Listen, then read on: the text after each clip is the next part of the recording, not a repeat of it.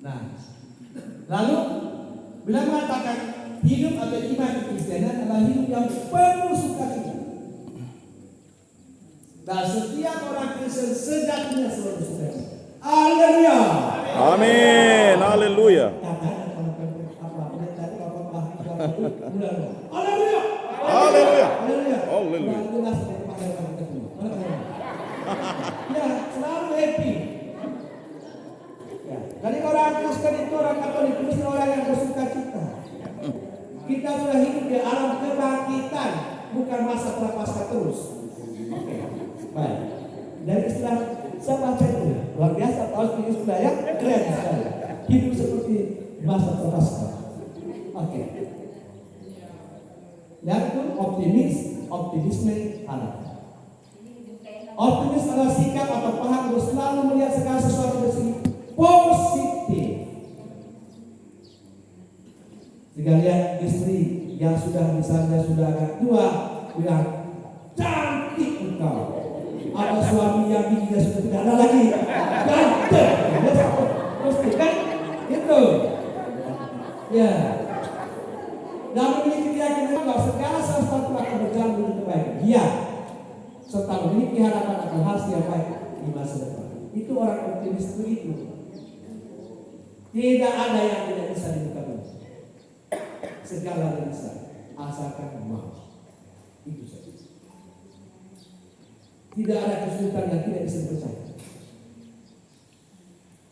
Nah, ada beberapa ungkapan berikut. Halo. Ini kata-kata yang pernah saya dengarkan. Setiap tantangan pasti ada jalan keluar. Lalu apa lagi? Kegagalan adalah langkah awal menuju sukses. Ini kata-kata yang benar. Ini orang optimis itu modelnya. Nah, kita lihat di bawah itu. Mereka yang pesimis melihat kesulitan. Dalam setiap kesempatan ada kesempatan kerja yang sulit, sedangkan orang optimis melihat kesempatan dalam setiap sulit apapun bisa. Itu orang optimis. Jadi atau yang lain ada jalan lain terus. Kalau ini tidak bisa lagi, ya coba cari lagi. Kenapa berhenti begitu? Kami itu. Nah, lalu apa? Hadis telah terbitlah. Itu betul itu.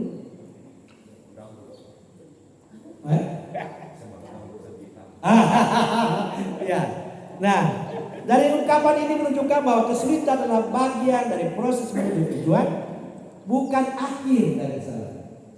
Jadi kesulitan adalah bagian dari perjalanan, bukan akhir. Ya, kita mau gapai adalah kebaikan, keberhasilan. Kesulitan adalah bagian dari perjalanan itu.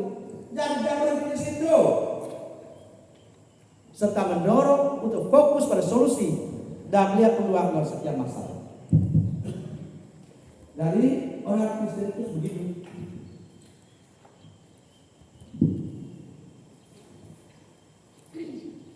Nah, dasar optimisme dan pengharapan dalam Kristiani yang kita ambil apa yang menjadi tema hidup kita, space non conform. Harapan tidak mengejar. Karena ya ada Tuhan di sana. Lalu kita lihat lagi apa? Yang harus kita sadar, manusia itu imago Dei, gambar dan rupa Allah. Dalam bahasa lainnya, trennya, fotokopinya Tuhan manusia. Dari pasti semua daya yang Tuhan punya ada pada kita. Paling-paling yang tertentu sendiri. Ini gitu. Dan karena dia imago Dei, disayang Allah. Kalau disayang Allah pasti selalu ditolong dong. Bayar manusia itu. Sombong bukan main. Allah berbahasa capai menciptakan hari pertama sampai hari kelima. Diciptakan semuanya karena sayangnya pada manusia yang dia ciptakan pada akhirnya. Ini saya serahkan semua kepada kamu. Hanya yang satu itu, jangan kasih kau makan Tuhan. Hanya itu toh. Itu kan? Bukankah baik itu? Jadi betul-betul dia katakan bahwa kamu imago gambarku, maka segala yang dia punya dia beri padaku. Dan orang tua, dirimu itu adalah imago Dei, anakmu yang di rumah itu imago Dei. Tetanggamu pula itu adalah imago Dei. Itu makanya ada jalan, jangan melakukan kekerasan, jangan begini dan begitu. Karena sesama manusia dan anak kita itu adalah gambar dari Allah. Bahwa di kepalanya suka katakan, jangan menghalang-halangi anak-anak ini. Mereka adalah empunya kerajaan surga. Betul tidak? Jadi yang kau dampingi, yang kau pelihara, yang kita seberapa ranting itu adalah mendampingi empunya kerajaan surga. Jangan main bapak dan ibu. Itu anakmu sama dengan dirimu. Dan dirimu pula adalah imago Dei itu. Maka jangan jadi mama dan bapak yang aneh-aneh.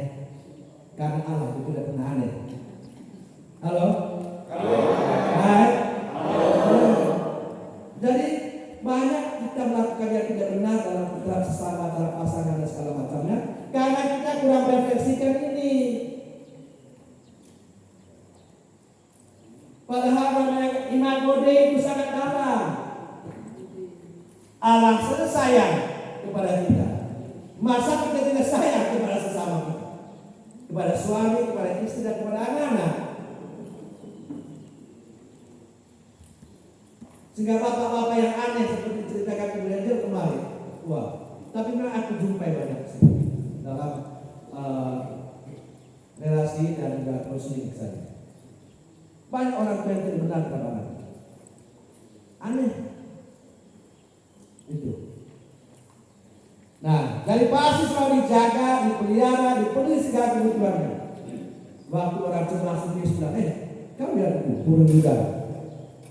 Tidak bekerja, tapi ada kaya tidak kemakan. Betul tidak?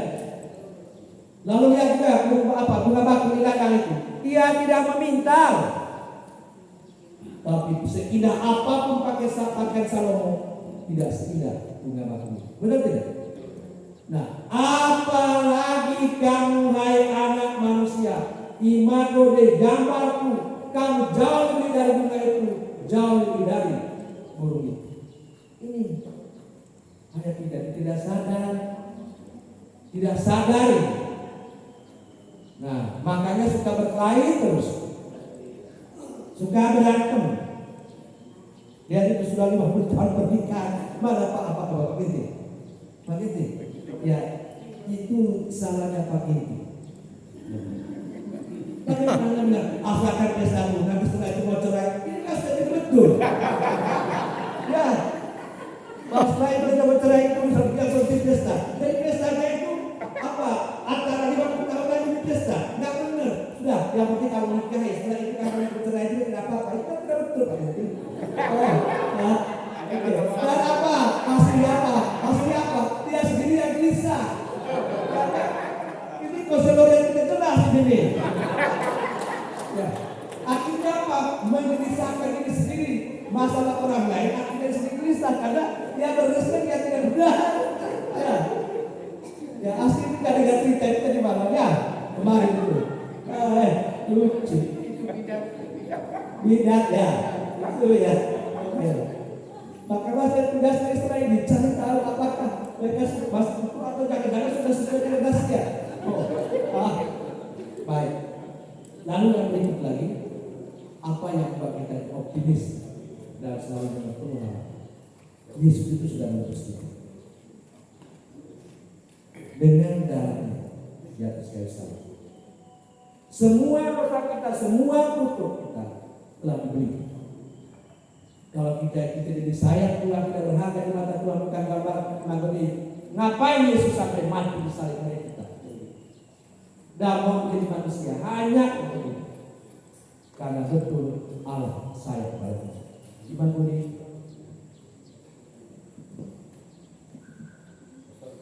Iya. Oh iya, sudah mantap, sudah boleh bertanya.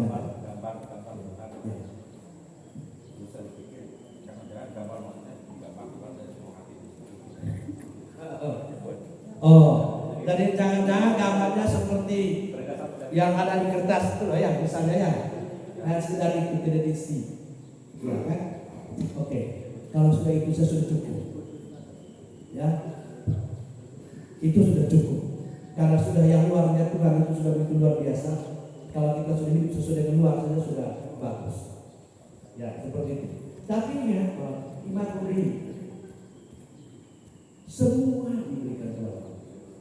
Yang dia ciptakan, satu dan ciptakan. Ciptaan hari pertama, hari kedua, hari ketiga sampai hari kelima, semua diberikan. Yang jadi miliknya. Berarti bukan hanya sekedar layang-layang kita ini. Hanya seperti antara anak dan papa, tetap ada yang namanya hak papa, ada yang namanya hak anak. Benar tidak? Itu sebenarnya terjadi antara kita dan anak. Itu. Tapi yang harus kamu sadar, hampir semua pasal Allah yang tidak bisa dibuat oleh manusia sebenarnya menciptakan manusia. Yang lain bisa. Maka engkau sebagai laki-laki tidak bisa menciptakan manusia. Engkau sebagai perempuan tidak bisa menciptakan manusia. Hanya Allah. Tapi misteri yang luar biasa. Begitu kau masuk dalam perkawinan, laki-laki dan perempuan dalam perkawinan bisa menciptakan manusia. Itu. Apa yang punya Allah yang dia bisa lakukan sendiri kita tidak bisa, tetapi dalam relasi kasih suami istri manusia bisa. Engkau sadar tidak? Ini misteri agung saudara-saudara. Sehingga tidak salah mengatakan orang tua itu adalah co-kreator Allah. Orang yang turut mencipta seperti Allah, terlibat dalam penciptaan Allah, itu orang tua. Orang tua, suami istri, bukan suami saja, bukan istri saja. Dan kamu yang bagaimana cinta itu membuat kehidupan dari nol menjadi ada yang tidak kelihatan kan? Bagaimana sebuah orang laki-laki dan perempuan yang saling mencinta bisa menciptakan seorang manusia di muka bumi yang sebenarnya Allah yang bisa. Jika tadi yang bilangnya sekedar itu tidak, itu hanya tetap ada privasi Tuhan. Dan itu adalah misteri yang tidak bisa kita geruti sampai sekarang. Jelas? Oke, saya jawab demikian pertanyaan. Lanjut ya. Halo. Kalau mengantuk beritahu ya. Sampai pertama saya lupa. Nah, kalau saya lupa bukan berarti saya melawat mengantuk ini. Terus ke pembangun atau kita tergerak ya. Oke, lanjut ya. Nah, lalu itu dalam Yesus manusia diangkat menjadi anak-anak Allah. Kemudian manusia menjadi ahli waris kerajaan surga. Itu manusia dalam Yesus. Keluarga kita adalah keluarga surga. Kamu bukan berasal dari sini, tapi berasal dari atas, kata Yesus. Itu gara-gara dia. Semua status itu berubah pada kita gara-gara Yesus. Itu indahnya menjadi ikut Yesus. Indah menjadi berkat Allah. Milik Yesus menjadi milik. Itu Bapakku dan Bapa. Ini ibuku, ibu. Itu kata Yesus. Kamu adalah saudara-saudara. Tidak ada yang saya sembunyikan di dalam yang aku punya telah saya berikan kepada kamu. Itu. Hebat kan kita itu? Makanya ibu-ibu itu jangan terlalu cerewet. Jangan aneh-aneh dengan suami. Ya, karena engkau itu adalah warga surga. Warga surga itu bukan tukang ngomel, bukan tukang nuntut. Demikian juga suami, jangan suka serong sana, serong sini, gitu kan? Selingkuh itu, kalau itu keluarga surga lo,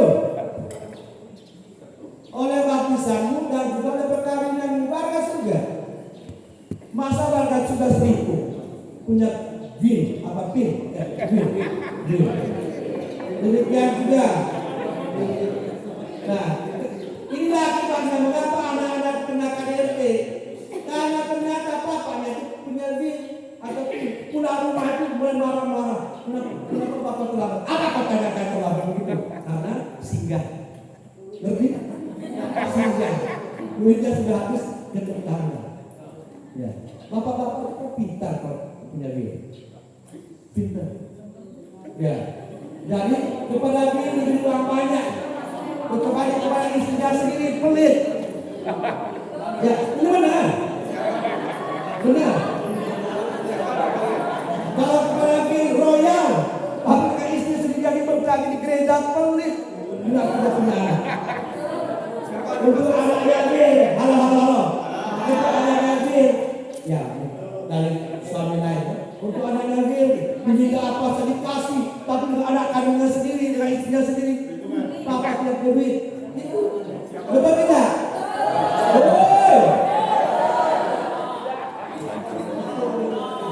Betulkah tidak?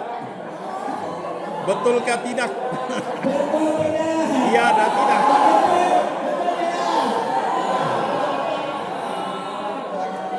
Nah, ini ada satu cerita ya. Bapak yang tak sangat miring. Ya, ada itu. Apa? Karena belum pengalaman. Puji Tuhan. Dan saya yakinlah yang dalam diri tidak ada pengalaman. Betul kan? Kalau anak-anak kan tidak bisa dikondisi keluarga kalau itu. Pasti yang isi orang baik semua lah. Betul tidak? Ya kita mau. Tetapi kalau sudah ada tanda-tanda karakter sana, bertobat. Hei! Ya. Kalau sudah ada anak sudah bertobat. Ya, ini satu cerita ya. Waktu saya dulu pastor di Jawa, itu ada dua di Korea itu, seorang bapak yang bijaksana. Rumah tempat tinggalnya dia dan istri sah, anak sah, kecil. Dan kepada istri sah dan anak sah diberi uang setiap bulan hanya 100.000. Lalu bapak yang bijaksana itu punya will. Ya. Dan rumahnya apa? Di Darmo Satelit Kempo itu, Darmo Satelit itu adalah rumah paling istimewa di Surabaya. Dan siapa yang tinggal di situ? Bin. Sudah diberi rumah bagus, uang saku setiap bulan 7 juta tempo itu. Ya, belum. Ya, istri sah, anak sah, rumah kecil, reot, uang saku 100.000 satu bulan. Kepada Bin, rumah di perumahan elit dan 7 juta satu bulan. Berapa lipatnya? 700 kan? 700 kan 100 kan? 70 kali, bayangkan 70 kali 2%. Itulah namanya bapak yang bijaksana ini.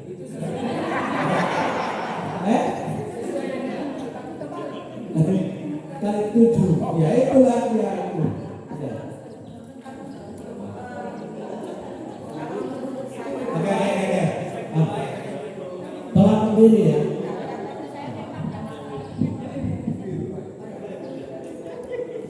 Baik, menurut saya pastor itu kan masih menampung dan tidak tidak semua laki-laki seperti itu. Tidak semua laki-laki.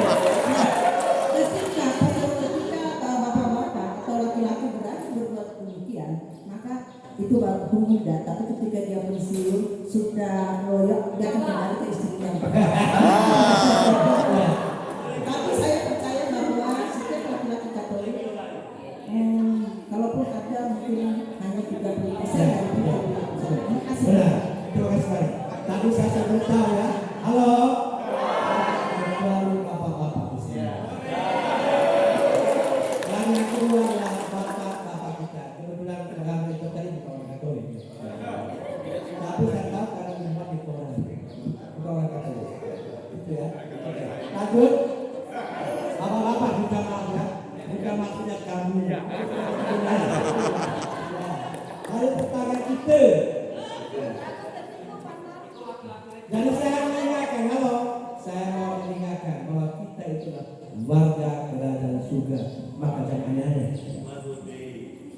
Imago Dei telah diputus oleh Yesus. Maka itu harus disampaikan kepada orang-orang di lingkungan kamu dari para orang informasikan ini. Itu, oke. Nah, jadi apalagi dasar kenapa kita perlu berharap dan optimis? Karena kasih. Fondasi keluarga adalah kasih. Dan kasih itu bagaimana luar biasa? Iman, harap dan kasih. Yang terbesar adalah dan inilah dasar keluarga. Suami istri.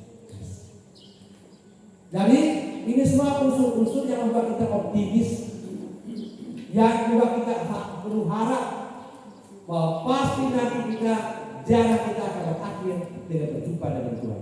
Kita akan kembali lagi ke tempat Yesus ke tempat aku berada. Nah, kapan berada? Saya pergi situ, siap tempat bagi kamu. Itu kan. Hebat, manjanya bukan main. Yesus sudah mati di salib untuk kita, apa menjadi manusia, mati di salib untuk kita lagi, lalu bersiap tempat lagi untuk kita. Bukankah itu gambar waktu itu saya Tuhan? Halo? Halo? Ini gara-gara iman dari tadi. Kalau tidak untuk apa pusing kau?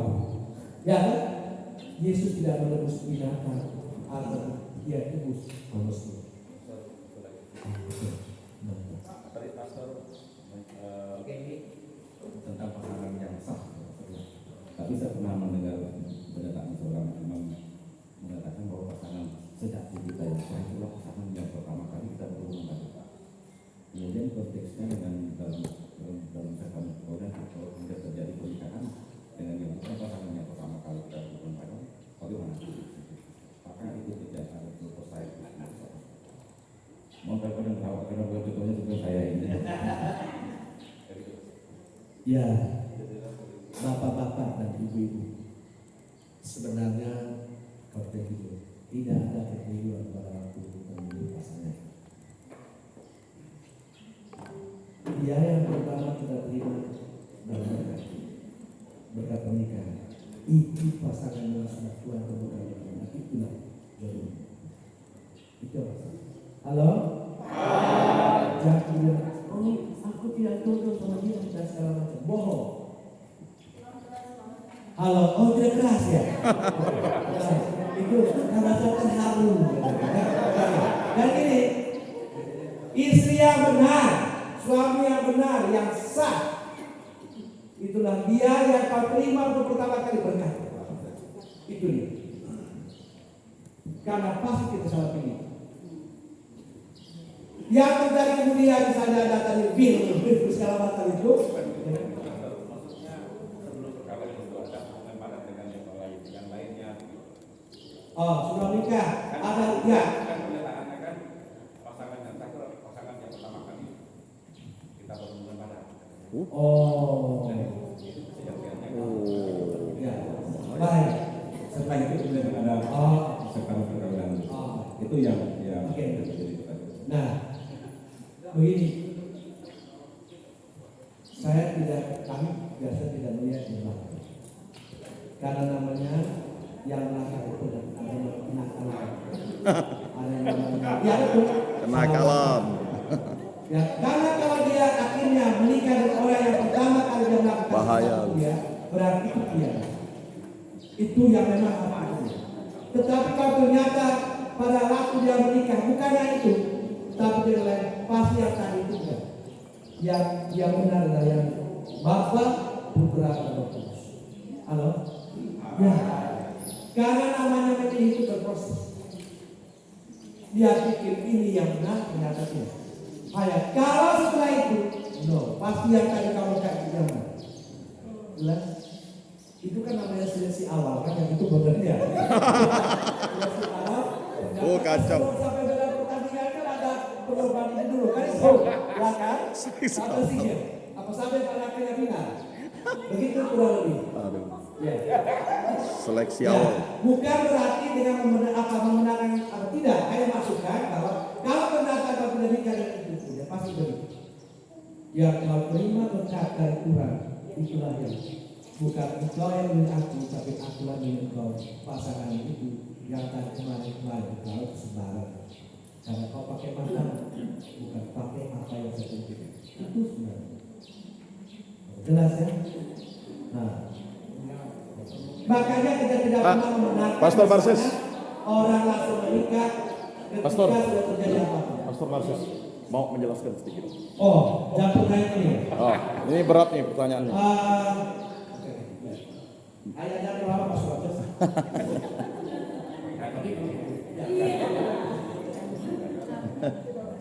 Begini, dalam perkawinan Katolik itu kan ada istilah ratu et Et consumatum. Ratu et consumatum. Ratu itu ialah istilah untuk perkawinan dua orang sama-sama dibaptis. Ya, ratu untuk perkawinan yang bukan sama-sama dibaptis tidak dipergunakan istilah ratu. Tapi perkawinan beda agama dan seterusnya, alam dan sebagainya. Lalu konsumatum ialah hubungan suami istri setelah Ratu. perkawinan ini sah. Di luar bukan ratu, bukan konsumatum. Berzina. Itu namanya perbuatan cabul. Cabul. Nah, maka yang diresmikan oleh Allah dan itu oleh gereja ialah perkawinan ratu et consumatum. Nah, perkawinan ratu et consumatum. Ya, sebentar. Banyak hal. Misalnya dua orang anak SMA main-main, lalu terjadilah Jadi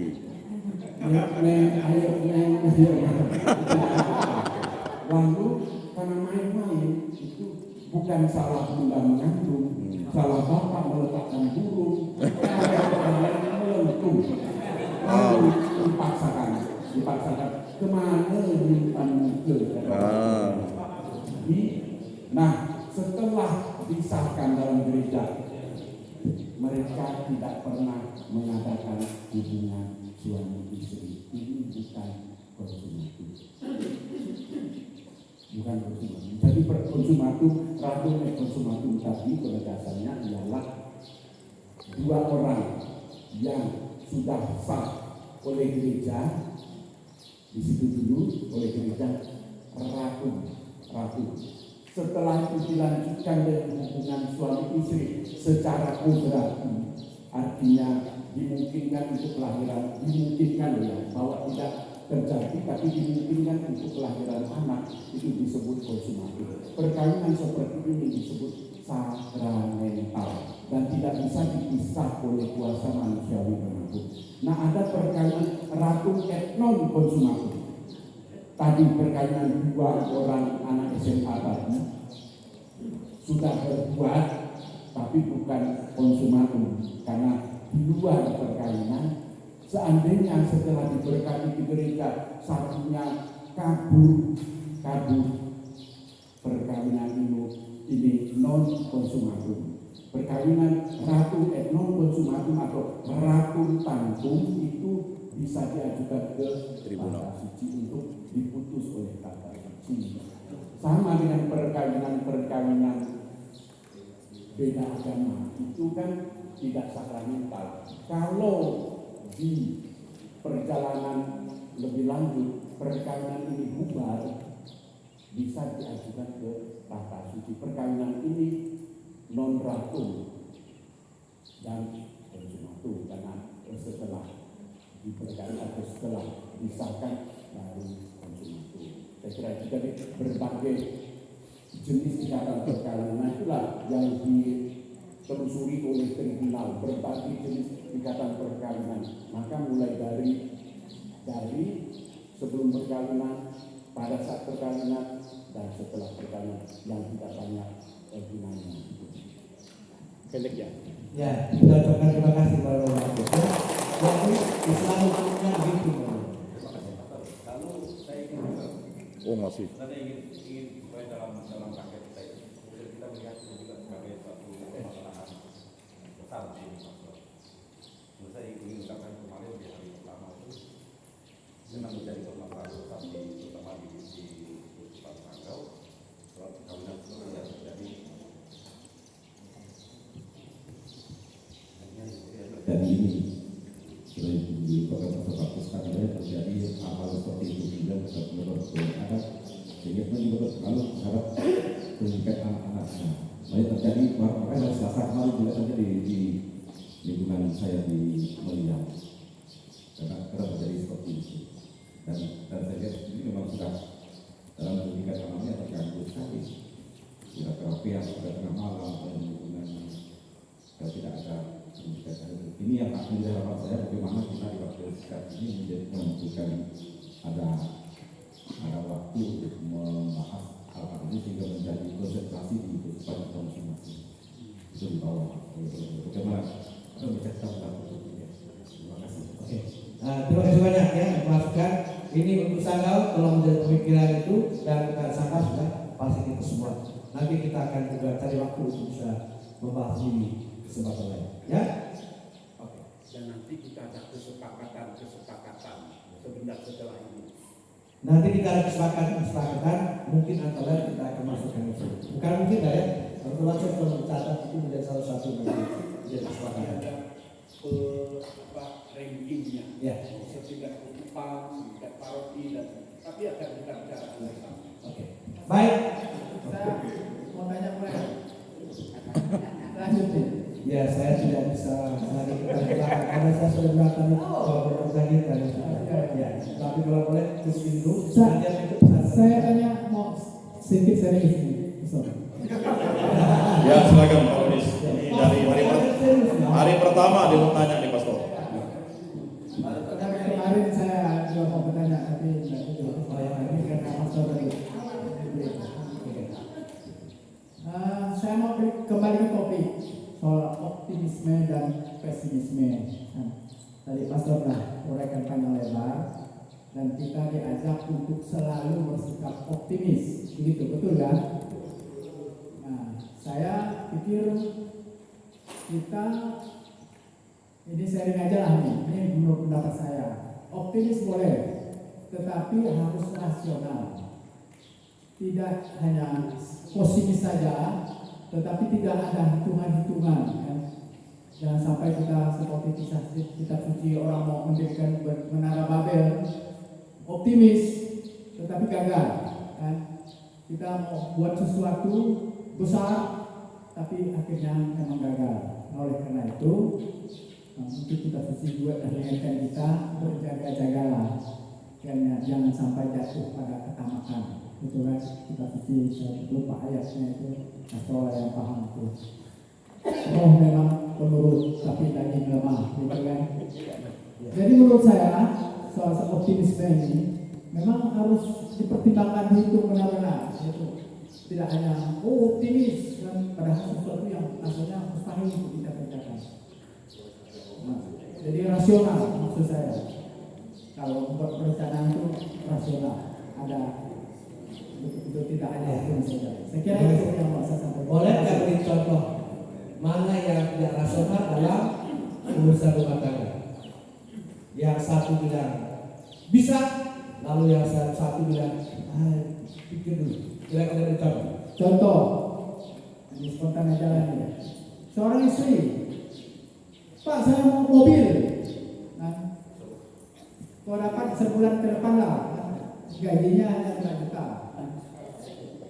Jadi dia mau membeli mobil Mercedes misalnya, 2 miliar. BMW misalnya. Nah ini kan tak nasional ini, kan? Kalau terjadi seperti itu, tidak rasional, optimis boleh. Ini salah satu contoh, ini spontanitas satu. Mungkin ada contoh-contoh yang lebih menarik. Nah, baik, ini bagus. Begini, ya, mengapa tidak bisa beres? Pasti bisa. Nah,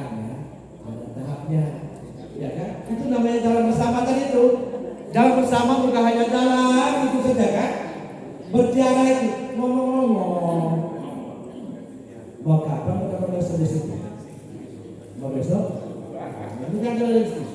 Tapi kira-kira kalau dia bilang 15 tahun lagi, ya oke, kita atur sekarang. Kenapa tidak bisa? Ya kan itu makanya perlu namanya komunikasi. Jangan jalan bersama hanya asal maunya itu tidak. Kan kita tahu sendiri. Ada teman suami, teman istri, itu. Nah itu namanya ziarah. Ya seperti itu. Kalau kita setelah diskusi, apa sih gunanya yang bersih itu? Kan tujuannya supaya kita cepat sampai situ. Kalau motor kan mungkin kita cepat-cepat kita apa lagi masalah takut hujan beli mobil. Nah mungkin tahap pertama kita bikin dulu. Misalnya kan, atau yang sekarang belum bisa kita tunda beberapa hari. Maka kau ya jangan terboros dong. Kau kan yang minta. Tapi tidak boleh termakan anak-anak. Sekolah mereka tidak terbuka. Itu memang. Pasti bisa tapi bertahan. Tapi itu yang penting. Jangan asal suka. Yang orang bilang besar pasak dari perhatian. Saya tidak mau kau pinjolo atau kau suruh saya pinjolo. Nah, kan? Oke, baik. Saja begitu. Ya, baik tenang ya. Boleh kau bertahan? Ada satu tanda tangan apa? Angkat tangan dari.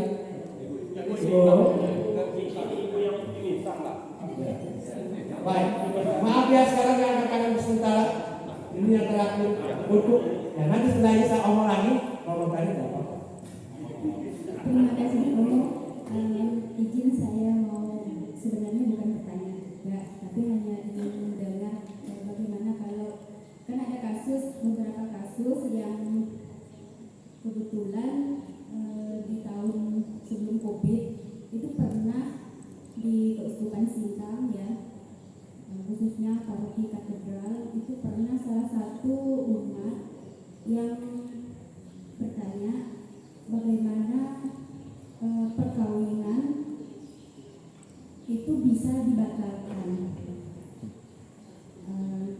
Pasangan masing-masing pasangan, jadi pasangannya itu yang si perempuan itu korban KDRT dan perselingkuhan sehingga cerai. Dan untuk yang laki-laki itu ditinggal karena maut memisahkan. Nah, ketemu antara perempuan dan laki-laki tersebut itu menikah tapi tanpa status. Artinya kan tidak bisa menikah secara Katolik. Nah, di dalam kepengurusannya itu kurang lebih 13 tahun baru mereka mendapatkan status yang sah. Nah, belum lama putusan sah yang dikeluarkan oleh tribunal itu ya kalau tidak salah saya. Nah, lalu meninggal karena COVID si suaminya. Nah, setelah itu si istri barunya itu ya karena diusir oleh anak-anak tiri dari suami almarhum suaminya, sehingga sekarang yang bersangkutan kembali ke habitat, gitu ya. Dan untuk kasus yang kedua Kembali ke itu ada di paroki MSA daerah Pusta Alam Sungai Bunga. Ada salah satu pasangan yang si suami itu ditinggal oleh istrinya karena perselingkuhan. Nah, beberapa tahun setelah menyendiri, si suami itu menikah kembali dengan yang beda keyakinan. Nah, si istri yang baru itu ingin menikah, mendapatkan keabsahan dari gereja Katolik. Artinya dia mau mengikuti gereja Katolik. Nah, yang jadi persoalannya itu menurut pendapat yang bersangkutan itu tidak ada respon dari pastor yang menikahkan perkawinan sebelumnya.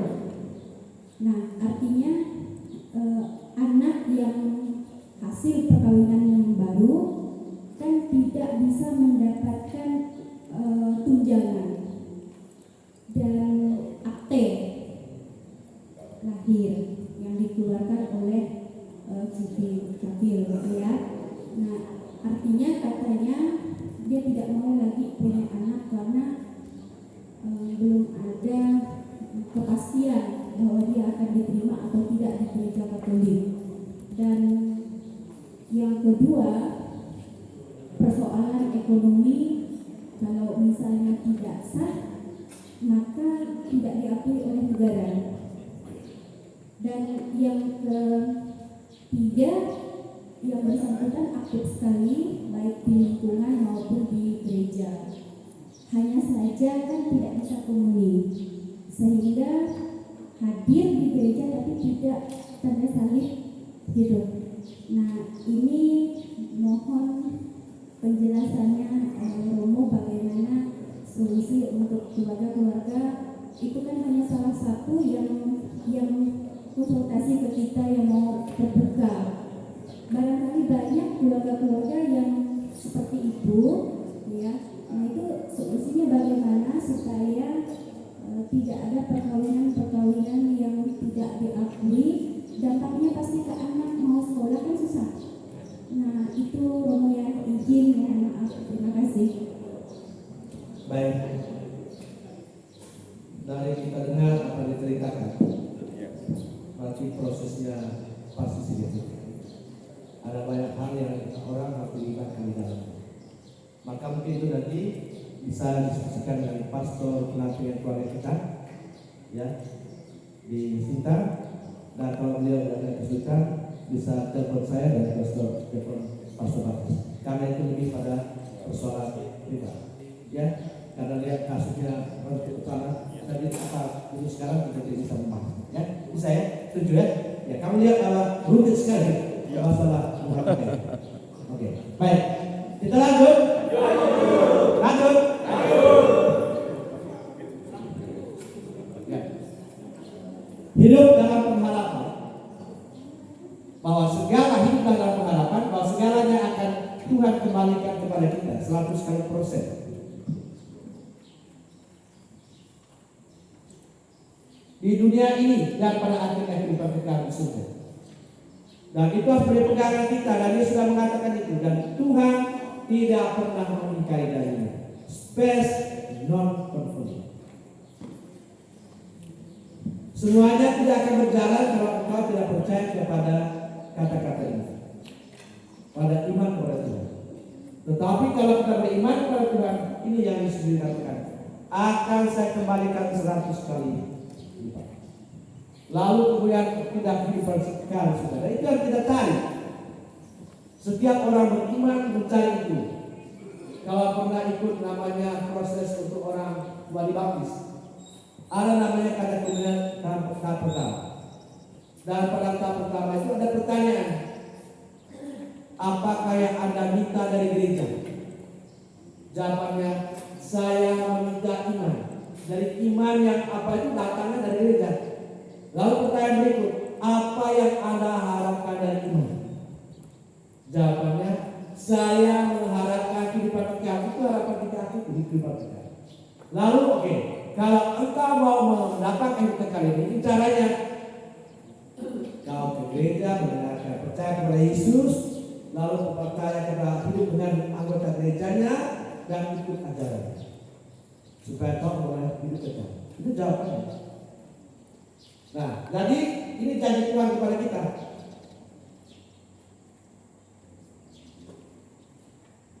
Tinggal percaya atau tidak percaya. Para orang tua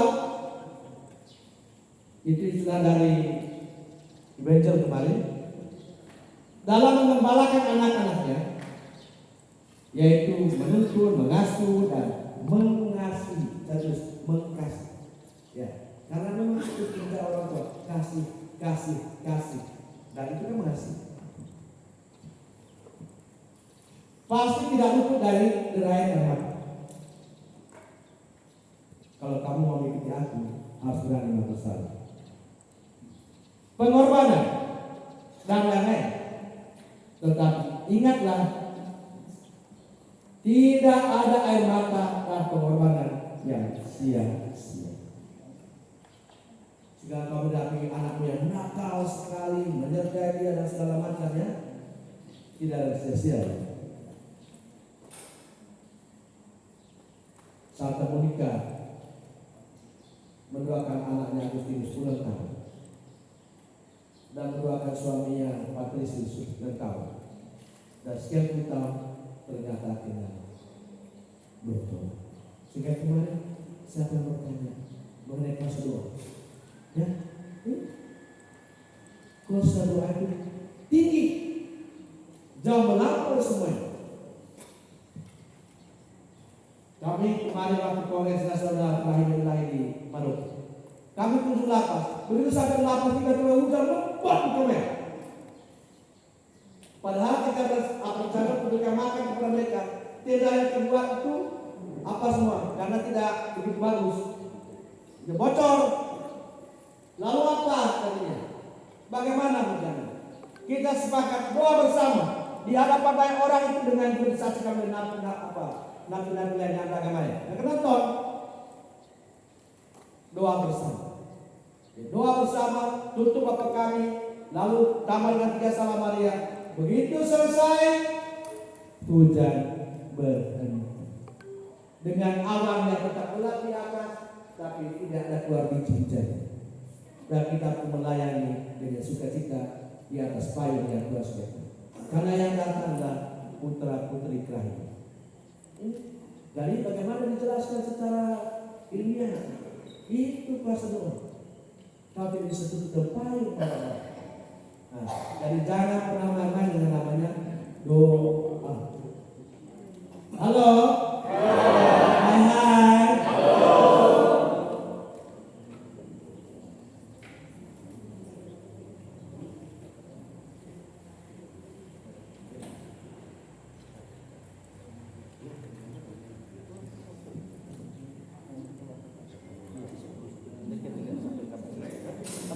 Baik. Dari pengembalaan, pengasuhan terhadap anak-anak adalah tugas orang tua dalam perjalanan hidup kami. Untuk apa? Menuntun anak-anak kita termasuk diri kita sendiri sampai pada titik akhir perjalanan kita, yaitu berjumpa dan bersatu dengan Allah Bapa kita dalam kehidupan kita. Itu orientasi pendampingan kita, orientasi jalan kita ke sana. Sehingga dikatakan space non conformity. Nah, saya mengutip seruan apostolik Paus Fransiskus dalam Evangelii Gaudium. Ini beberapa nomor akan saya katakan. Sampaikan kepada kita. Itu dasar optimisme dan harapan kita. Dia katakan apa? Sukacita ingin memenuhi hati dan hidup semua orang yang menjumpai Kristus.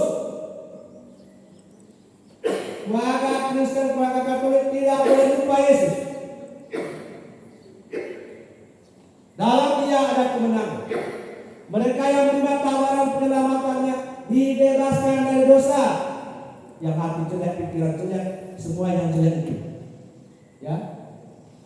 Penderitaan, kehampaan batin dan kesepian. Bersama Kristus, sukacita senantiasa dilahirkan kembali. Itu kata Paus. Ini. Halo. Hai. Aman. Mata. Lanjut. Nah, tadi kita lihat aspek yang dikatakan. Mengapa adanya pesimisme atau persoalan yang tidak apa? Dia bahaya konsumerisme. Pada nomor 2 dia katakan bahaya besar dan dunia sekarang ini yang diikuti oleh konsumerisme adalah kesedihan dan kecemasan yang lahir dari hati yang puas diri yang terdiri namun tamak. Lalu apa? Pengejaran akan kesenangan sembrono dan hati nurani yang tumpul. Ketika kehidupan bagi kita terbelenggu dalam kepentingan dan kepedulian ya sendiri, ketika kita hanya memikirkan diri kita sendiri, ingat diri apa yang terjadi, tak ada lagi ruang bagi sesama, tak ada tempat bagi si miskin papa, tidak ada ruang untuk anak karena sibuk kan, sibuk HP atau sibuk kerja, sibuk segala macamnya, tidak ada ruang.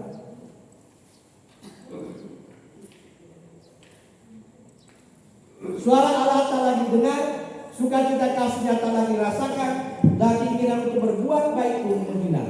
Ini bahaya konsumerisme. Ini merupakan bahaya yang sangat nyata dari pemerintahan dunia. Banyak orang menjadi korban dan berakhir dengan rasa benci, marah dan lesu. Itu bukan jalan itu dari penghematan. Jadi pinjol, judol, itu kan sebenarnya konsumers. Hanya gara-gara lu, istri menjadi korban, suami menjadi korban, lalu anak-anak jadi korban. Bagaimana kau bisa mendampingi mereka kalau kau punya masalah ini? Maka sembuhkan Yesus katakan, keluarkan dulu balok di matamu untuk bisa mengeluarkan selumbar di mata orang. Maka kita apa ini adalah kita juga perlu membangun diri kita sendiri, supaya kita bisa membahagi orang lain.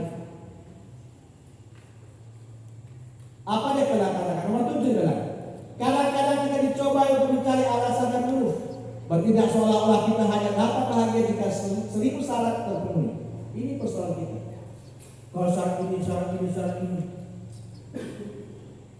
Saya kalau terima suami saya kembali, kalau dia mesti begini, mesti begini, mesti begitu. Itu kalau suami istri yang sudah berkah. Ini kan sudah tidak betul. Sudah saat suami yang tidak jelas, lalu istri juga punya sikap yang tidak jelas.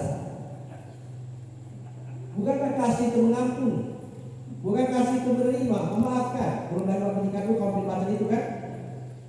Jangan baca itu hanya hiasan, harus menjadi moto dan pola laki. Jika ada pasal tertentu yang agak kejam, suruh calon mempelai pilih sendiri baca, jangan suruh saya. Maksudnya apa? Biar mereka pilih sendiri, sehingga mereka menjadikan baca itu sebagai betul-betul bekal hidup mereka. Karena sabda Tuhan banyak. Itu oke. Apalagi sampai batas tertentu hal ini disebabkan karena apa?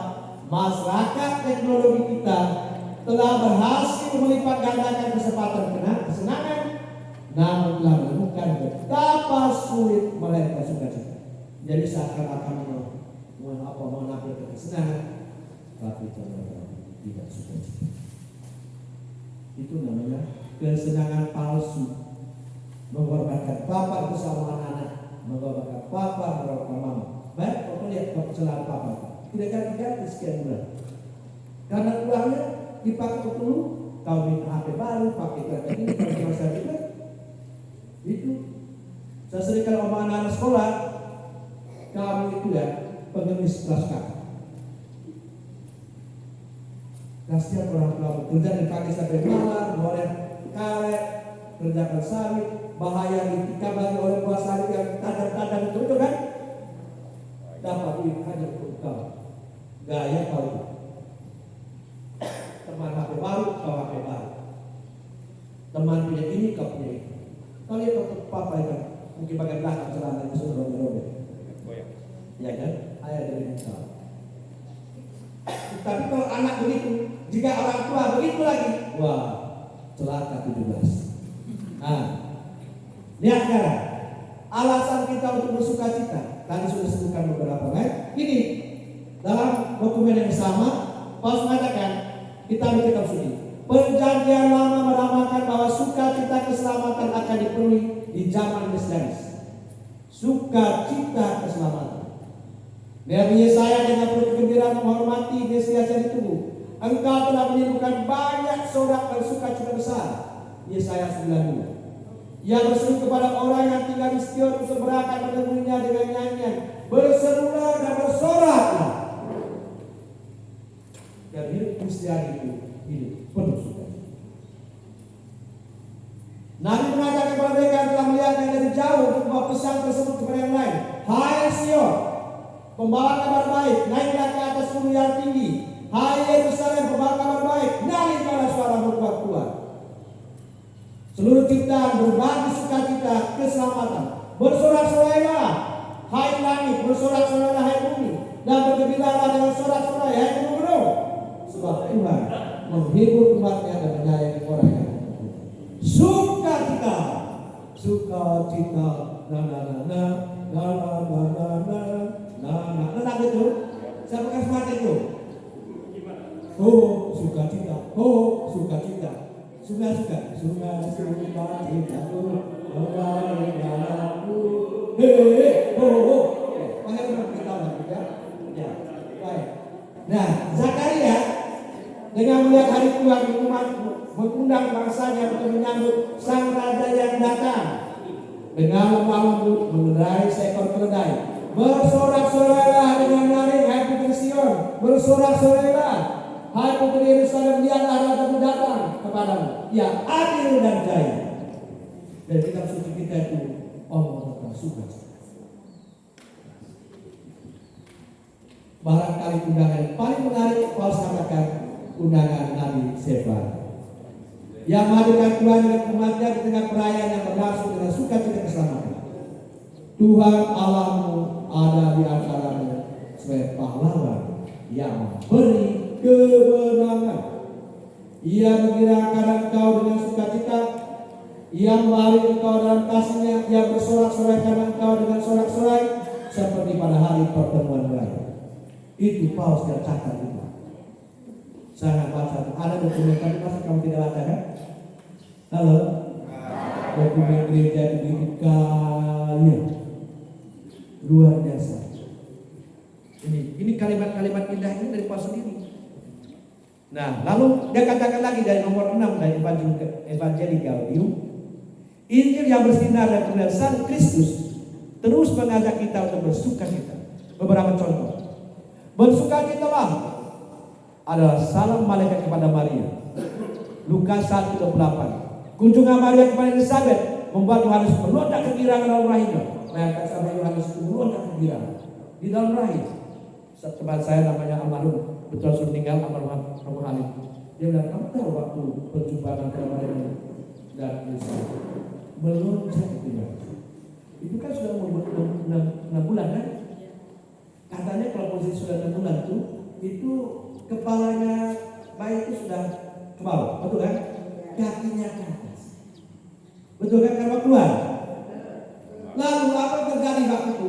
Karena yang datang Yesus dan Maria, katanya Yohanes Pembaptis itu langsung balik, ya, lain melonjak kegirangan, gitu. Itu jadinya. Masa melonjak kepala ke bawah kaki ke atas menyambut Yesus yang dia persiapkan jalan. Itu ceritanya dia. Sedang kau karang-karang. Ya itu memang dia mengatakan bagaimana sukacita itu ada. Hatiku bergembira karena Allah Juru Selamat. Ketika Yesus mulai pelayanannya, Yohanes berseru, itulah sukacitaku, dan sekarang sukacitaku itu penuh. Yesus sendiri bergembira dalam Roh Kudus. Pesan-pesannya sukacita bagi kita. Semua itu kukata kepadamu supaya sukacitaku dalam kamu dan sukacitamu menjadi penuh. Jadi sukacita Kristiani kita memancar dari hatinya yang mulia, dari Yesus. Ia berjanji kepada murid-muridnya, kamu akan berduka cita, tetapi duka citamu akan berubah menjadi sukacita. Dan ini dasar optimisme, dasar pengharapan kita, dasar juga yang membuat kita semangat kerja. Yang tadi itu masalah. Karena menjadi masalah itu ada KDRT, ya, tapi kan yang Kristus itu namanya lekat-lekuk di dalam perjalanan, tapi bukan di dalam perjalanan. Itu. Nah, jadi kehidupan dalam Kristus itu adalah suatu kehidupan yang penuh dengan sukacita. Tuhan sendiri adalah pangkal dan jaminan sukacita kita. Sukacita akan menjadi sempurna dan penuh ketika kelak kita berjumpa dengannya pada akhir zaman. Inilah pendorong perjalanan kita di dunia ini. sebuah perjalanan yang sepantasnya dipenuhi dengan sukacita dan optimisme, serta pula sebagai kekuatan pengharapan kita. Pengharapan tidak mengecewakan, tidak ada tempat untuk mengeluh dan mengesah untuk orang yang percaya kepada Yesus, yang hidup di dalam sukacita. Tidak ada tempat mengeluh dan mengesah, tidak ada ruang untuk putus asa, lantas melakukan tindakan-tindakan yang tidak bermartabat. Halo Bapak-bapak. Halo. Halo. Kalau suka pukul istri, itu berarti engkau tidak hidup dalam sukacita. Kalau engkau suka marah-marah kepada istri, berarti engkau bukan orang Kristen. Demikian juga sebaliknya. Istri yang suka marah-marah, ngomel-ngomel terus, tutup, ya berarti tidak hidup dalam sukacita. Orang sukacita itu selalu membuat orang lain bergembira. Walaupun tadi yang dikatakan pikirku juga ya, optimis tapi rasional kan bisa, bukan tidak, pasti bisa. Nah kita lihat dulu keluarga itu apa? Persekutuan para imago Dei. Papa, mama, anak itu adalah imago Dei. Halo. Hai. Halo. Datangnya dari mana itu? Dari ini. Dari perkawinan, status sebagai suami dari kawin. Demikian juga status sebagai ayah itu dari kawin. Istri, ibu, anak itu keluarga. Dari kawin dari orang Rasul. Ya. Ratu dan konsul. Nah, ini. Jelas. Ini keluarganya. Ya kan? Dan lihat, kita kau sendiri di situ. Banyak orang. Dan ini semua adalah imago Dei. Betul kapan itu sedapat internet ya sudah ambil itu. Kalau ternyata bukan kapal yang kamu itu tahu. Tapi kamu rupanya jarang duduk bersama dengan apakah dengan suami istri dan anak-anak, jarang loh. Sehingga tidak foto begini. Coba kalau saya lihat itu pasti ada foto. Betul kan? Halo. Asik ya, lihat gayanya masing-masing. Asik. Jadi saudara di rumah tangga itu menggembirakan. Dia bahasa dekat itu kan. Masa kau tidak senang lihat anak kecil itu? Kau tidak senang lihat apa anak kalian seperti itu? Itu jangan ada cucu Oke. Jadi sekali lagi, keluarga persekutuan pribadi, orang-orang, manusia, imago Dei. Itu keluarga. Ingat baik, bukan manusia sembarang di keluarga itu. Jadi imago Dei adalah jati diri manusia pribadi dalam keluarga yang disebut suami, ayah, istri, ibu, anak-anak yang lahir dari cinta kasih Allah. Sebab Allah adalah kasih. Orang menikah itu kata kasih. Manusia orang-orang dalam keluarga bukanlah anak-anak kegelapan, tapi anak-anak terang. Bukan anak-anak malam tetapi anak-anak siang. Bandingkan 1 Tesalonika 5:5. Itu kita itu imago Dei, bukan anak gelap loh. Anak terang. Bukan anak malam tetapi anak siang. Itu kita. Maka jangan gelap-gelap, jangan remang-remang. Jadi orang pesimis, ya yang sedih itu hidupnya remang-remang. Ya, yang suka KDRT itu pasti remah-remah. Ya, judol, pinjol itu remah-remah. Kita itu anak-anak siang. Jadi bapak-bapak perhatikan baik ini. Paulus mencatat ini. Kebapaan Allah adalah sumber keorangtuaan manusia. Darinya berasal kehormatan orang tua. Ini KDK itu apa? Katekismus Gereja Katolik. Tebal, punya kan di rumah? Ya. Dari belilah. Ada dijual tuh. Atau tidak internet ada online. Tinggal ada download. Gereja Katolik kan selalu murah hati. Supaya umatnya jadi sesat ajaran asli. Jadi ada. Tidak ini nomor berapa? 2214. Masih ada lagi di atas itu. Jadi jangan gaya dengan main semuanya lengkap sekali. Dengan kata lain, kebapaan Allah adalah sumber parenting. Itu. Aku mencintaimu, aku mengasihimu, aku melindungi, aku menjaga. Itu spiritual parenting. Keayatan dari Bapa Allah. Halo.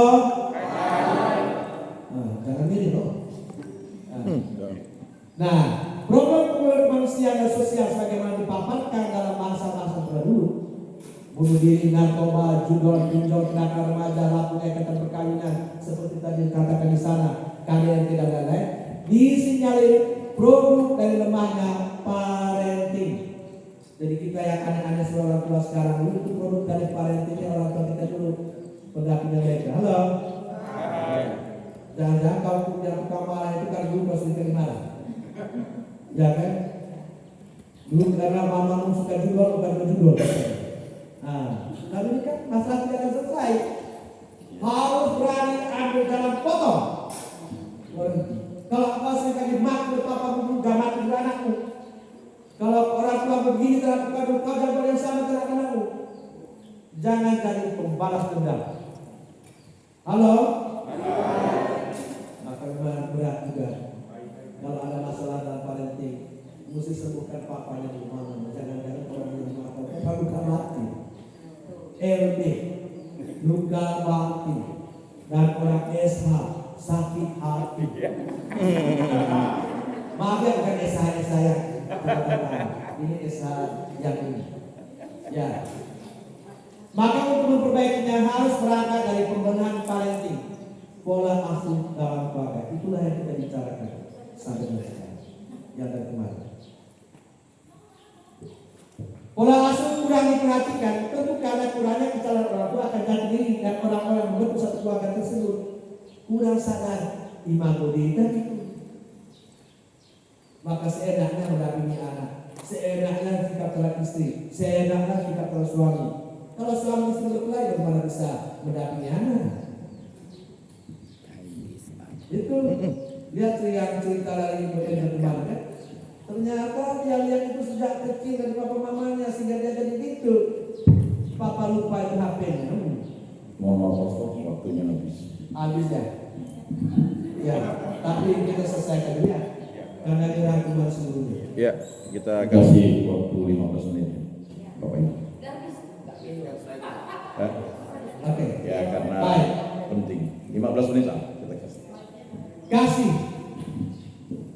Sentralnya peran kasih dan keluarga paling ya. Mengapa kasih? Kehidupan perkawinan keluarga dibangun di atas fondasi kasih yang tadi sudah sebut di atas. Dengan adanya kasih, kehidupan akan dipenuhi kelimpahan berkah. Saya dibaca sudah, ya silakan kamu dengar baik. Dalam kasih ada Tuhan, dalam kasih ada kesatuan, dalam kasih ada pembaruan hidup. Kasih mampu mengubah segalanya menjadi indah dan memesona. Inilah yang menyuarakan optimisme. Dari fondasi kita tadi, stress non performit, imago Dei, kemudian ini kasih. Itu yang membuat kita optimis dan berharap. Nah, ini saya ambil dari Amoris Laetitia. Cinta yang mengembirakan. Sukacita cinta. Nah, perhatikan baik-baik orang tua. Di dokumen itu nomor 172 dikatakan ini. Anak-anak begitu dilahirkan mulai menerima bersama-sama dengan makanan dan perhatian anugerah rohani dengan mengetahui bahwa mereka dikasihi. Tindakan kasih melalui pemberian nama pribadi, berbagi bahasa, tatapan kasih, dan cerahnya senyuman. Dengan ini mereka belajar indah relasi manusia, menyentuh jiwa, kebebasan, menerima perbedaan orang lain, mengenali dan menghormati mereka sebagai rekan jalan. Itu. Kasih mengandung sepercik kasih Allah. Ingat orang tua, setiap anak berhak menerima kasih dari seorang ibu dan seorang bapak. Keduanya perlu bagi pendewasaan anak yang utuh dan harmonis. Sebagaimana dikatakan para uskup Australia, itu Paulus mengutipnya, masing-masing pasangan berkontribusi dengan cara berbeda bagi pertumbuhan seorang anak. Ini. Jadi bukan hanya oleh bapak atau oleh mama, papa mama harus mendampingi anak-anak. Menghormati martabat seorang anak berarti meneguhkan kebutuhan dan hak kodratnya untuk memiliki seorang ibu dan seorang bapak. Jika tidak, anak tampak direduksi menjadi harta milik yang berubah-ubah. Kedua-duanya, suami dan istri, bapak dan ibu, adalah mitra kerja cinta kasih Allah Sang Pencipta dan bagaikan penerjemahnya. Mereka menunjukkan kepada anak-anak mereka wajah timbul dan kelapaan dari Tuhan. Itu kamu, itu orang tua. Bila karena alasan tertentu yang tak terelakkan, salah satu orang tua tidak ada, pentinglah mencari cara untuk mengimbangi kejadian itu demi perkembangan yang sehat menuju kedewasaan anak. Misalnya bapak meninggal atau ibu meninggal dan seterusnya. Karena anak membutuhkan namanya papa dan mama. Perasaan menjadi seorang anak yatim piatu. Nah ini bapak-bapak dan ibu. Perhatikan ini. Perasaan menjadi seorang anak yatim piatu yang dialami banyak anak-anak dan orang muda saat ini jauh lebih dalam daripada yang kita pikirkan. Itu Paulus menulis. Anak membutuhkan figur papa dan figur ibu. Maka tidak bisa didampingi oleh satu orang saja, dua-dua. Di masa sekarang ini kita mengakui sebagai hal yang wajar dan bahkan didambakan bahwa perempuan menuntut ilmu. Halo ibu-ibu, bekerja, mengembangkan keterampilan mereka dan memiliki tujuan pribadi. Ini yang sekarang kita jumpai. Di saat yang sama, kita tidak dapat mengabaikan kebutuhan yang dimiliki anak-anak. Segala keluarga tertentu memutuskan papa yang kerja, lalu mama kerja di rumah. Bukan tidak kerja ya, kerja di rumah. Dimiliki anak atas kehadiran ibunya, khususnya di bulan-bulan pertama kehidupannya. Sesungguhnya perempuan berdiri di hadapan laki-laki sebagai seorang ibu. Subjek kehidupan manusia baru yang dia kandung dan berkembang di dalamnya dan darinya dilahirkan ke dalam bumi. Nah, perhatikan baik-baik. Membaktikan waktu adalah kata cinta. Jika kita tidak membaktikan waktu kita untuk seorang itu, tandanya kita tidak mencintai. Nah, itu betul. Kalau kita tidak membaktikan waktu kita untuk anak kita, untuk suami kita, untuk istri kita, itu tandanya kita tidak cinta. Itu saya ambil dari buku ini, Perjalanan Katekumena Menuju Hidup Perkawinan, halaman 2. Itu kata satu terpausi.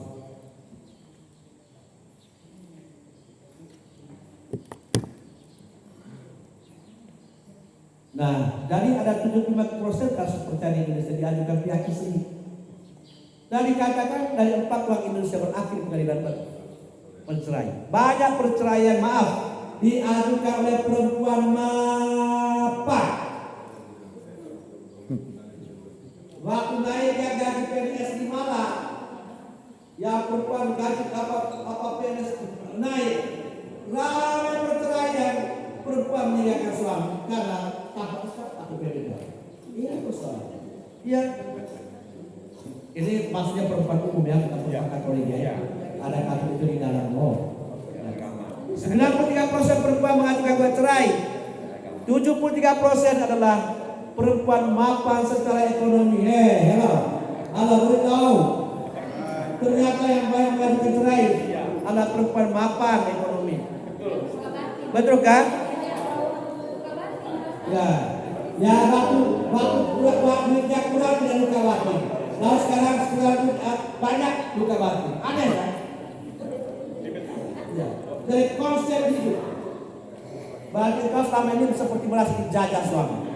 Itu memang banyak perceraian. Ya, itu. Nah, berkurangnya kadar ibu dan sebab femininnya menimbulkan risiko besar bagi dunia. Halo ibu. Perhatikan baik-baik. Oh, jangan aku Paus yang mana? Saya baca. Saya sengaja membaca ini supaya kamu tahu bahwa pendidikan kita itu indah di sini dalam. Karena kamu tidak sempat membaca, maka saya baca sekarang. Saya tentu saja menghargai feminisme kata Paus, namun yang tidak menuntut adalah keseragaman atau menghilangkan ribuan. Boleh feminisme, tapi bukan menghilangkan ribuan. Jangan sampai ada ibu yang tidak melahirkan lagi. Enak sekolah lagi. Tidak bisa apa tidak melahirkan. Aku yang akan mati. Itu kan kamu ibu. Kamu perempuan. Itu hakikatmu. Jangan berdaya hanya dengan feminisme. Ini maksudnya. Karena kandungan perempuan mencakup seluruh hak yang berasal dari manfaat manusiawi yang tak dapat diganggukan dan juga dari jenis usaha feminine yang sangat penting bagi masyarakat. Tanpa perempuan dunia ini tiada. Halo. Di alam menciptakan perempuan itu untuk membantu laki-laki karena laki-laki itu lemah. Maka perlu penolong. Penolong itu kan lebih kuat daripada menolong. Betul tidak? Betul. Sehingga kalau suamimu yang banyak aneh-anehnya itu memang makhluk lemah. Perempuan itu lemah pula. Halo.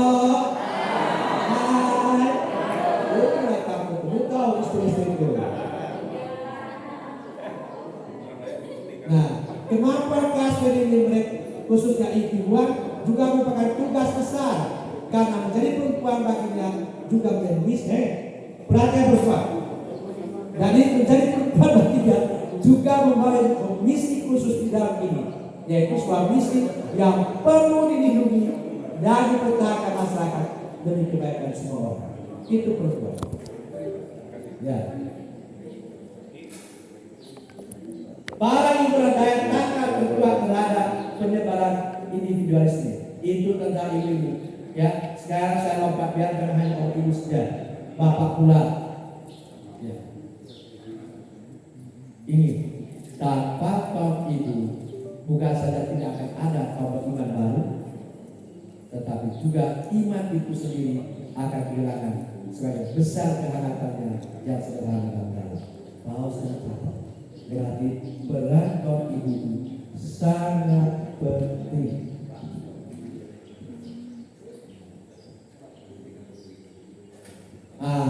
Jadi nanti yang lengkapnya bisa ada kopi, tapi saya bacakan beberapanya. Figur Bapak, di sisi lain membantu anak untuk memahami batas-batas identitas dan lebih didirikan oleh orientasi menuju ke dunia luar. Dan ini makhluk yang perlu dikobarkan. Karena banyak laki-laki yang aneh di keluarga ini, tapi bukan laki-laki yang di sini.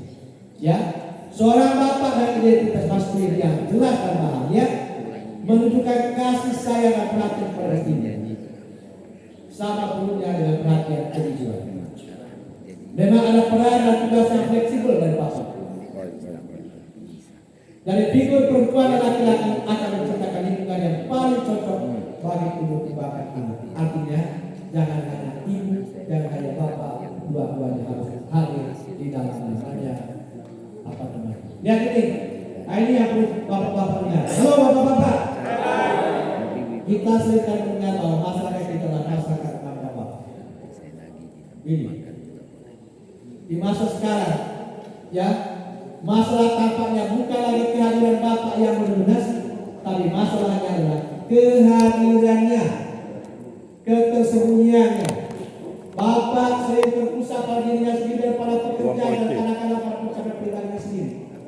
Betul kan? Bapak-bapak bukan saya yang ngomong. Paus yang ngomong, biar tulis saya kata.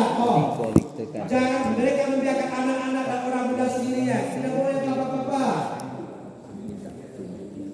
Allah mendapat merupakan, perhatikan. Allah menempatkan seorang bapak di dalam keluarga sehingga dengan sifat maskulin yang amat penting dia dapat dekat dengan istrinya dan berbagi segala kegembiraan dan kesedihan, harapan dan kesulitan. Itu kita bapak. Nah, apa bapak-bapak itu? Dia agak lihat dalam pertumbuhannya dekat dengan anak pertumbuhan, ketika mereka bermain, ketika mereka bekerja, ketika mereka sekalian memilih atau susah, bapak yang ada di samping. Ketika mereka sedang bicara, sedang berdiam, ketika mereka sering sedang berani, atau sedang ketakutan, ketika mereka sedang tersesat, ketika mereka kembali ke jalan benar. Itu menjadi seorang bapak yang selalu hadir. Yang kemarin mesti kedua itu adalah mengapa banyak anak yang tidak terbuka pada bapaknya, karena dalam rumah itu perlu ini main-main dengan anak dan jalan-jalan dengan anak. Hadir tidak masalah itu, ya. Sukacita dan tidak. Dalam perkawinan sukacita perlu dipelihara dan seterusnya. Lihat nih, semua sukacita namanya. Sukacita. Sekian dan terima kasih. Sukacita. Sukacita Pak yang awal. Sukacita sudah selesai ya? Baik. Baik, kita sekali lagi kita beri tepuk tangan kepada Pastor. Dan kita akan minum, ya kurang lebih kalau waktu sih tinggal 15 menit kan, kita ada toleransi lah nanti. Dan diumumkan kembali bagi yang ingin mendapatkan materi lengkap dan video-video yang diberikan oleh pemateri ada di menggunakan flashdisk, atau kalau tidak membawa flashdisk, saya akan memberikan alamat Google Drive-nya ya. Jadi bisa diakses, jadi seperti itu. Tapi kalau yang di WA saya akan kirim materi-materinya saja, karena memang di WA itu terbatas hanya materi. Maklumlah, diberikan di WA, di Google Drive sudah, flash disk sudah, hard disk eksternal sudah. Kalau tidak disampaikan lagi kepada yang lainnya, ya sayang ya. Jadi nanti supaya kalau hilang ada di Google Drive. Kemudian untuk foto-foto mungkin ada di, nanti baru kita sharekan ke WA group atau di Google Drive kalau dia masih ini ya. Jadi jangan khawatir, nanti kita akan pokoknya bisa diakses berbagai macam pihak. Terima kasih. Dan mungkin karena dua pastor kita ini akan pamit, beliau akan menyampaikan pesan-pesan kepada kita. Baik, yang pertama itu terima kasih untuk semangat Ibu Bapak semua yang